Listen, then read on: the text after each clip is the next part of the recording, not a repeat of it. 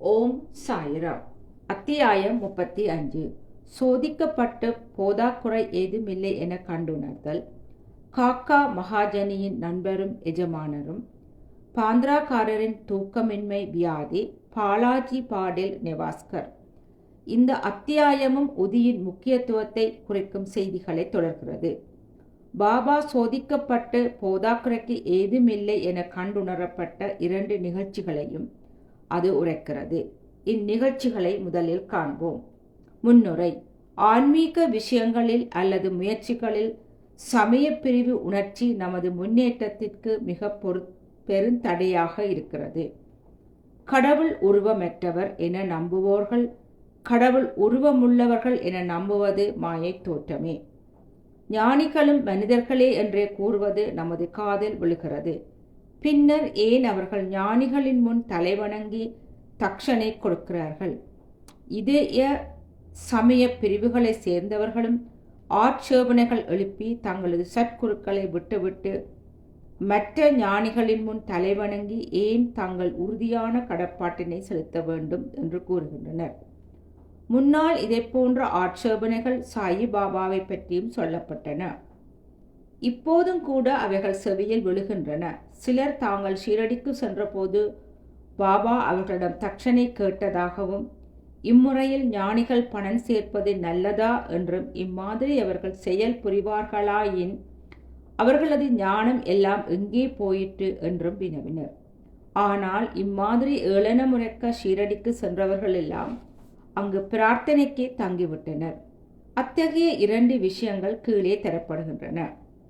காக்கா மகாஜனியின் நண்பர். காக்கா மகாஜனியின் நண்பர் ஒருவர் கடவுளை உருவமற்ற நிலையில் வழிபடுபவர். உருவ ஆராதனைக்கு எதிர்ப்பாளர். வேடிக்கையாக அவர் ஷீரடிக்கு காக்கா மகாஜனியின் 2 நிபந்தனைகளின் பேரில் வந்தார். அவையாவன தாம் பாபாவின் முன் பணியவோ தட்சணை கேட்டால் கொடுக்கவோ இயலாது. காக்கா இந்த நிபந்தனைகளுக்கு ஒப்புக்கொண்டார். இருவரும் ஒரு சனிக்கிழமை இரவு பம்பாயை விட்டு புறப்பட்டு ஷீரடிக்கு அடுத்த நாள் சென்றனர். மசூதி படிகளில் அவர்கள் காலடி எடுத்து வைத்த உடனேயே பாபா அந்த நண்பரை தூரத்திலேயே பார்த்து கீழ்கண்ட இனிமையான சொற்களால் அழைத்தார். காம் ஜாவேன்ஜி, ஏன் வந்தீர் ஐயா? இச்சொற்களை அவர் உதிர்த்த குரல் வெகு புதிய விதியமாக இருந்தது. அந்நண்பனின் தகப்பனார் குரல் போலவே அச்சாக இருந்தது. அது மறைந்த தனது தந்தையை பற்றி அவருக்கு நினைவூட்டி சந்தோஷத்தில் புல்லரிப்பை ஏற்படுத்தியது. அவரது குரலுக்குத்தான் எத்தகைய வியக்கத்தகு சக்தி! ஆச்சரியப்பட்டு இது எனது தந்தையின் குரல்தான் என்பதில் ஐயமே இல்லை என்று கூறிவிட்டு உடனே மேலே சென்று பாபாவின் பாதங்களில் தனது தலையை வைத்து வணங்கினார். பின்னர் பாபா 2 முறை தக்கிவிட்டார். காலை ஒரு முறையும் அவர்கள் விடைபெறும் போது மாலை ஒரு முறையும். ஆனால் அது காக்காவிடம் இருந்து மட்டுமே கேட்டார். அவரது நண்பரை கேட்கவில்லை. நண்பர் காக்காவிடம் கிசுகிசுத்தார். 2 முறை பாபா உம்முடமிருந்து தட்சணை கேட்டார். நான் உம்முடன் இருந்தும் அவர் ஏன் என்னை புறக்கணிக்க வேண்டும் என்றார். அதற்கு காக்கா பாபாவை கேளும் என்றார். பாபா காக்காவிடம் அவர் நண்பர் என்ன முணுமுணுக்கிறார் என்று கேட்டார். அப்போது அந்த நண்பரே பாபாவுடன் தாம் ஏதும் தட்சணை கொடுக்கலாம் என்று கேட்டார். பாபாவும் உமக்கு கொடுக்க பிரியமில்லை, எனவே உம்மை கேட்கவில்லை, கொடுக்க இப்போது பிரியப்பட்டால் கொடுக்கலாம் என்று பதிலளித்தார். அவர் காக்கா அளித்த அதே தொகையான 17 ரூபாயை தட்சணையாக அளித்தார். பின்னர் அவரிடம் பாபா பின்வரும் மொழிகளை உரைத்தார். தேவியின் சுவற்றை கோட்டை சுவர் வேற்றுமை உணர்வை இடித்தால்தான் நாம் ஒருவரை ஒருவர் முகத்திற்கு முகம் பார்க்கலாம், சந்திக்கலாம். பின்னர் பாபா அவர்கள் புறப்படுவதற்கு அனுமதி அளித்தார். வானிலை மப்பாகவும் பயமுறுத்துவதாகவும் இருந்தபோதும் பாபா அவர்களுக்கு பத்திரமான பிரயாணத்துக்கு உறுதி கூறினார். இருவரும் சௌக்கியமாக பம்பாய் வந்தடைந்தனர். அவர்கள் வீட்டுக்கு சென்று வீட்டின் கதவு ஜன்னல்களை திறந்த போது 2 பட்சிகள் தரையில் விழுந்து இறந்து கிடப்பதையும் ஒன்று அப்போதுதான் ஜன்னல் வழியை பறந்து சென்றதையும் கண்டனர். ஜன்னலை திறந்து வைத்துவிட்டு போயிருந்தால் 2 பட்சிகளும் காப்பாற்றப்பட்டிருக்கும். ஆனால் அவர்கள் தமது விதியை எய்தின என்றும் 3வது பட்சியை காக்கவே பாபா தம்மை அனுப்பி இருப்பதாகவும் அவர் நினைத்தார். காக்கா மகாஜனியின் எஜமானர். டாக்டர் தரம்சி ஜோடாபாயி என்ற பம்பாய் வக்கீலின் கம்பெனியில் காக்கா மேலாளராக பணியாற்றி வந்தார். முதலாளியும் மேலாளரும் நெருக்கமான பழக்கத்தில் இருந்தனர். காக்கா அடிக்கடி ஷிரடி போய்கொண்டிருப்பதும் அங்கு சில நாட்கள் தங்குவதும் பாபா அனுமதி அளித்ததும் திரும்புவதும் டாக்டருக்கு தெரியும். வேடிக்கையாகவும் பாபாவை சோதிப்பதற்குமாகவே டக்கா காகாவுடன் சிம்கா விடுமுறையின் போது ஷிரடி போக முடிவு செய்தார். காக்கா உடனே திரும்புவது நிச்சயம் இல்லையாதலால் அவர் தன்னுடன் துணையாக வேறொருவரையும் அழைத்து கொண்டார். மூவரும் புறப்பட்டனர். காக்கா 2 சேர் காய்ந்த திராட்சை பாபாவுக்கு அன்பளிப்பாக வழங்கினார். அவர்கள் உரிய தருணத்தில் ஷிரடிக்கு போய் மசூதிக்கு பாபாவின் தரிசனத்தை பெறுவதற்காக சென்றனர். பாபா சாஹேப் தர்கட் அங்கே இருந்தார். டக்கர் அவரை ஏன் அவ்விடம் வந்தார் என்று விசாரித்தார். தர்கர் தரிசனத்திற்கு. டக்கர், ஏதாவது அற்புதங்கள் இங்கு நிகழ்கின்றனவா? தர்கர், எனது நோக்கம் அதுவல்ல. ஆனால் பக்தர்களின் ஆர்வமிக்க பிரார்த்தனைகள் இவ்விடத்தில் திருப்திப்படுத்தப்படுகின்றன. பின்னர் காக்கா பாபாவின் முன் விழுந்து நமஸ்கரித்து திராட்சையை சமர்ப்பித்தார். பாபா அவைகளை விநியோகிக்க கட்டளையிட்டார். டக்கருக்கும் சில கிடைத்தது. அவருக்கு திராட்சை பிடிக்கவில்லை. மேலாக நன்றாக கழுவி சுத்தப்படுத்தாமல் அவைகளை சாப்பிட வேண்டாம் என்று டாக்டர்கள் அவருக்கு கூறியிருந்தனர். எனவே அவர் திகைத்தார். அதை அவர் விரும்பவில்லை. ஒதுக்கி தள்ளவும் முடியவில்லை. சம்பிரதாயத்துக்காக அவைகளை வாயிலிட்டு கொண்டார். ஆனால் விதைகளை என்ன செய்வதென்று தெரியவில்லை. மசூதி தரையில் அவைகளை துப்ப அவரால் இயலவில்லை. எனவே அவரது விருப்பத்திற்கு மாறாக அவைகளை தனது சட்டப்பையில் போட்டுக்கொண்டார்.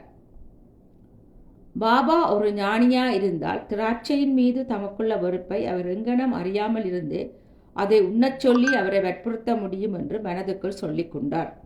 இவ்வண்ணம் அவர் மனதில் எழும்பியது. பாபா அவருக்கு மீண்டும் சில திராட்சைகளை கொடுத்தார். அதை அவரால் உண்ண இயலாமல் கைகளில் வைத்து கொண்டிருந்தார். அப்போது பாபா அதை உண்ணும்படி அவரை கேட்டார். அவரும் கீழ்ப்படிந்தார். அவரது ஆச்சரியத்திற்கு ஏற்ப அவைகளெல்லாம் விதியற்ற திராட்சைகளாக இருந்தன. அற்புதங்களை அவர் காண விரும்பினார். இதோ ஒன்று. பாபா தனது எண்ணத்தை அறிந்து அவரது விருப்பத்திற்கு ஏற்ப விதையுள்ள திராட்சைகளை விதைகளற்றவைகளாக மாற்றிவிட்டார் என்பதை அவர் அறிவார். எத்தகைய வியக்கத்தக சக்தி! மேலும் சோதிக்க விரும்பி பக்கத்தில் இருந்து தர்கட்டை அவர் எவ்வகை திராட்சை வைத்திருக்கிறார் என கேட்டார். அவர் விதையுள்ள திராட்சை என்றார். டக்கருக்கு இதை கேட்க இன்னும் அதிக வியப்பாயிற்று. தமது வளர்ந்து வரும் நம்பிக்கையை உறுதிப்படுத்த பாபா ஒரு உண்மையான ஞானியானால் திராட்சை காக்காவுக்கு முதலில் கொடுக்கப்பட்ட வேண்டும் என்று நினைத்தார். இவ்வெண்ணத்தையும் படித்தறிந்த பாபா காக்காவிடமிருந்து தொடங்கி விநியோகம் செய்யப்பட வேண்டும் என ஆணையிட்டார். இந்த நிரூபணங்கள் எல்லாம் டக்கருக்கு போதுமானவையாக இருந்தன. பின்னர் ஷாமா டக்கரை பாபாவின் காக்காவின் எஜமானர் என்று அறிமுகப்படுத்தினார். பாபா, அவரது எஜமானராக இவர் எங்கனம் இருக்க முடியும்? அவருக்கு முழுமையும் வேறொரு எஜமானர் இருக்கிறார். காக்கா இப்பதிலை பாராட்டினார். தனது தீர்மானத்தை மறந்துவிட்டு டக்கர் பாபாவை வணங்கி பின்னர் வாதாவுக்கு திரும்பினார். மத்தியான ஆரத்தி முடிந்ததும் அவர்களெல்லாம் புறப்படுவதற்கு பாபாவின் அனுமதி பெறுவதற்காக மசூதிக்கு சென்றனர். சாமா அவர்களுக்காக பேசினார். பின்னர் பாபா இவ்விதமாக உரைத்தார். நிலையற்ற புத்தியுள்ள ஒரு மனிதன் இருந்தான். அவன் செல்வம், ஆரோக்கியம் முதலியவை வாய்க்கப் பெற்றிருந்தான். மனோவேதனைகளிலிருந்து விடுபட்டவனாக இருந்தான். எனினும் தேவையற்ற கவலைகளையும் பாரங்களையும் தன்மீது போட்டுக்கொண்டு மன அமைதியை இழந்து இங்கும் அங்கும் சுற்றித் திரிந்தான். சில சமயம் பாரத்தையெல்லாம் இறக்கிவிட்டும் சில சமயம் அவற்றை மீண்டும் சுமந்தவனாயும் இருந்தான். அவனது மனம் ஒரு உறுதிப்பாட்டையே அறிந்ததில்லை. அவனது நிலை கண்டு நான் இரக்கம் கொண்டேன். அவனிடம், இப்போது நீ விரும்பும் ஏதாவது ஒரு இடத்தின் மீது உனது நம்பிக்கையை தயவு செய்து வைப்பாயாக. ஏன் இவ்வாறு சுற்ற வேண்டும்? அமைதியாக ஏதாவது ஒரு இடத்தை பற்றிக்கொள் என்று கூறினேன். உடனே டாக்டர் அப்பொருத்தமான வர்ணனை தமக்கு உரியதே என அறிந்தார்.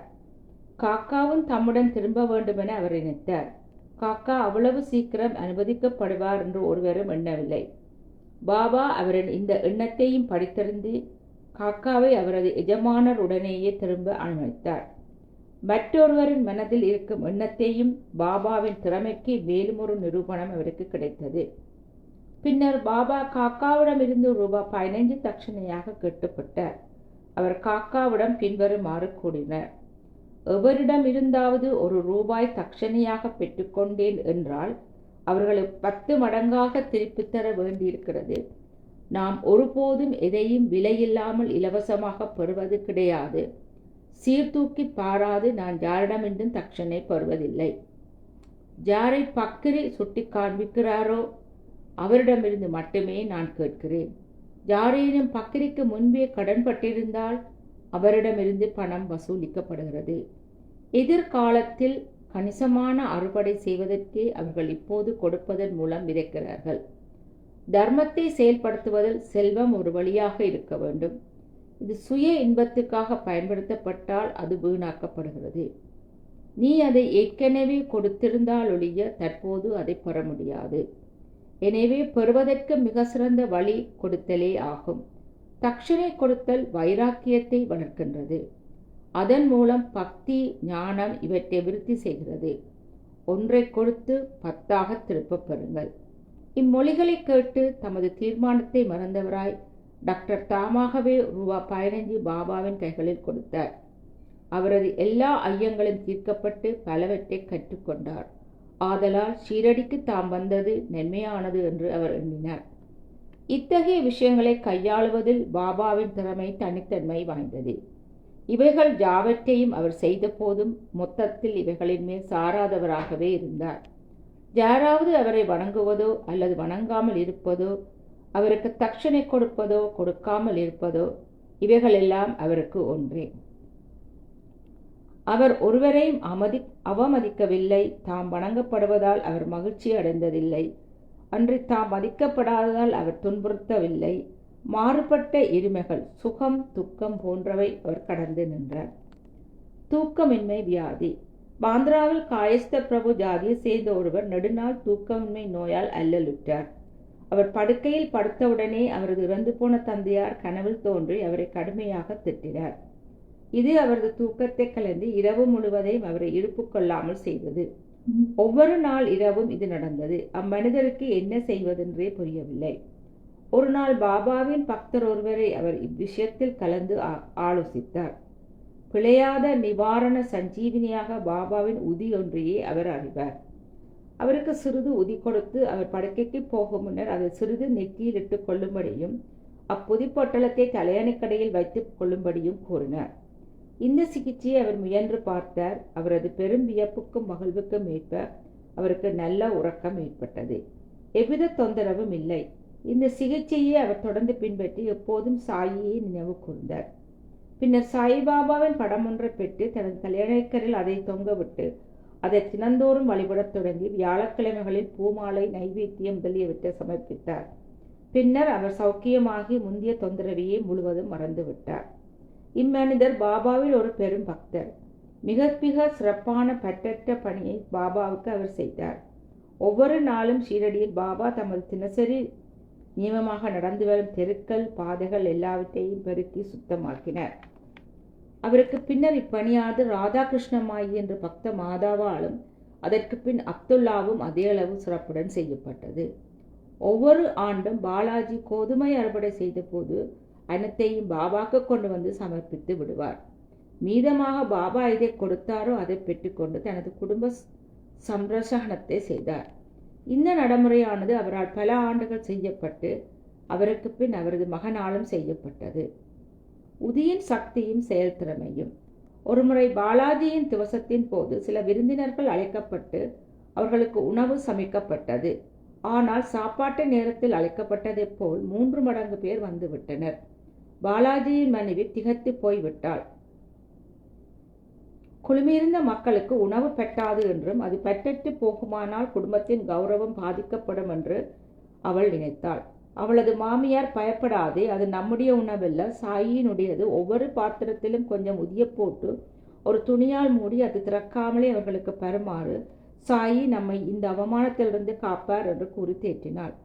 அவள் கூறியபடியே செய்தாள். தங்களது வியப்புக்கும் மகிழ்விற்கும் ஏற்ப பரிமாறப்பட்ட உணவு எல்லோருக்கும் போதுமானதாக இருந்ததோடு மட்டுமல்லாமல் எல்லோரும் மீதமும் இருப்பதைக் கண்டார்கள். ஒருவன் எவ்வளவு அதிகம் மனம் சார்ந்த அக்கறையுடன் உணர்கிறானோ அவ்வளவு அதிகமாக அவன் செயல் உருவாகி காண்கிறான் என்னும் மொழி இவ்விஷயத்தில் நிரூபணமாக்கப்பட்டது. சாய் பாபா நாகமாக தோன்றுதல். ஒருமுறை ஷிரடியை சேர்ந்த ராகு பாடீல் என்பவர் நெவாஸைச் சேர்ந்த பாலாஜி பாடீல் என்பாரிடம் சென்றார். அன்று மாலை மாட்டுத் தொழுவத்தில் ஒரு பாம்பு சீறிக்கொண்டு உள்நுழைவதைக் கண்டார். எல்லா மாடுகளும் பீதியடைந்து நகரத் தொடங்கின. வீட்டினரும் திகில் அடைந்தனர். ஆனால் பாலாஜி தனது வீட்டில் சாயே பாம்பாக தோன்றியிருக்கிறார் என எண்ணினார். துளிக்கூட பயமில்லாமல் ஒரு கிண்ணத்தில் பாலை கொண்டு வந்து பாம்பின் முன் வைத்து, பாபா, ஏன் சீறி சப்தப்படுத்துகிறீர்கள்? ஏன் எங்களை பயமுறுத்த விரும்புகிறீர்கள்? இந்த கிண்ணத்தில் உள்ள பாலை அமைதியான மனத்துடன் அருந்துங்கள் என்று கூறிக்கொண்டே அதன் அருகில் குழப்பமுறாமல் அமர்ந்தார். மற்றவர்கள் பீதி அடைந்தனர். என்ன செய்வதென்று அவர்களுக்கு தெரியவில்லை. சிறிது நேரத்தில் பாம்பு தானாகவே மறைந்து போய்விட்டது. யாருக்கும் அது எங்கு சென்றதுன்னு தெரியாது. மாட்டுத் தொழுவத்தில் தேடியும் அது காணப்படவில்லை. பாலாஜிக்கு 2 மனைவிகளும் சில குழந்தைகளும் இருந்தனர். அவர்கள் சில சமயம் நெவாஸிலிருந்து பாபாவின் தரிசனத்திற்காக ஷீரடிக்கு வருவர். அப்போது பாபா சேலையும் மற்ற உடைகளும் வாங்கி அவைகளை தமது ஆசியுடன் அவர்களுக்கு அளிப்பார். ஸ்ரீ சாயி பணிக அவர்களுக்கு சாந்தி நிலவட்டும்.